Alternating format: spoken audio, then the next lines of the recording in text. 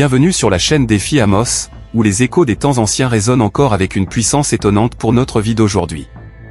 Préparez-vous à plonger au cœur des récits bibliques captivants, des histoires de manifestation de la puissance divine, de foi, de guérison, d'humilité, mais aussi de tentation et de ses conséquences. Dans 2 Rois 5, l'histoire de Naaman met en lumière la puissance de la foi et de l'obéissance à Dieu, ainsi que le rôle de l'humilité face au message divin.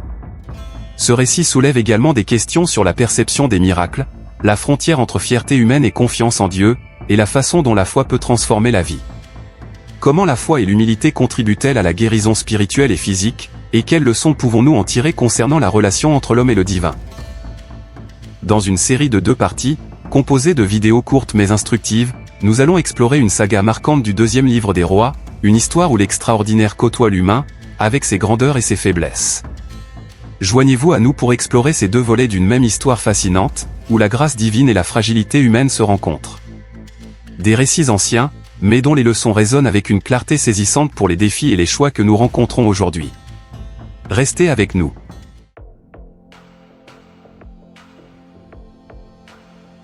Dans notre première vidéo, vous pourriez vous laisser transporter au royaume d'Israël, où un puissant général syrien, frappé par la maladie, va être guidé par un conseil inattendu, celui d'une jeune captive.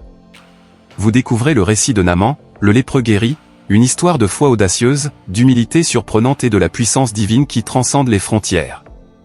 Dans la 2e vidéo, nous mettrons l'emphase sur un premier personnage anonyme, la jeune esclave juive et l'attitude louable du général syrien.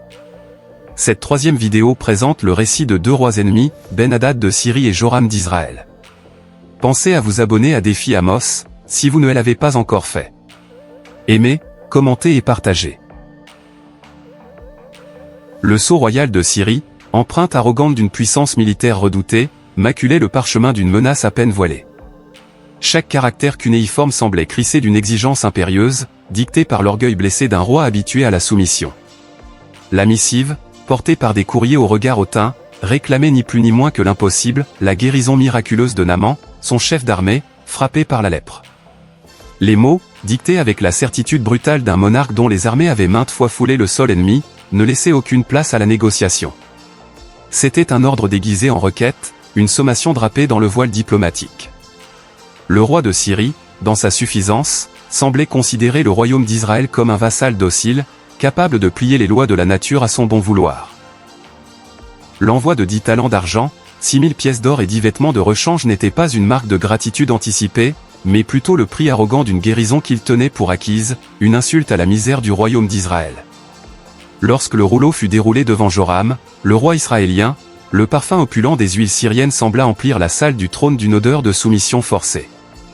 Ses yeux parcoururent les lignes exigeantes, et une vague glaciale de désespoir le submergea.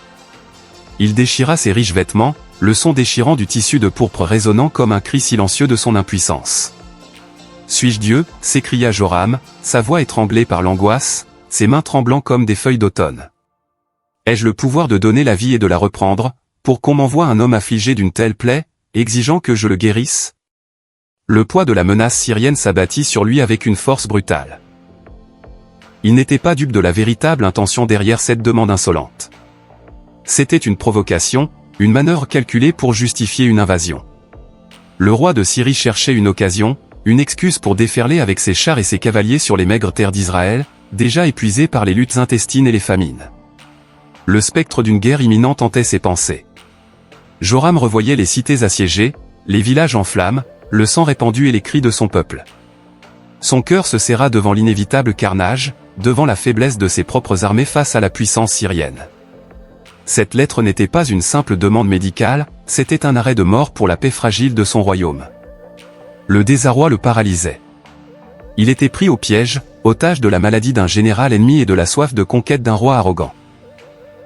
Chaque mot de la lettre syrienne résonnait comme le glas d'une catastrophe annoncée, plongeant le roi d'Israël dans un abîme de désespoir, seul face à la perspective terrifiante d'une guerre qu'il savait ne pouvoir gagner.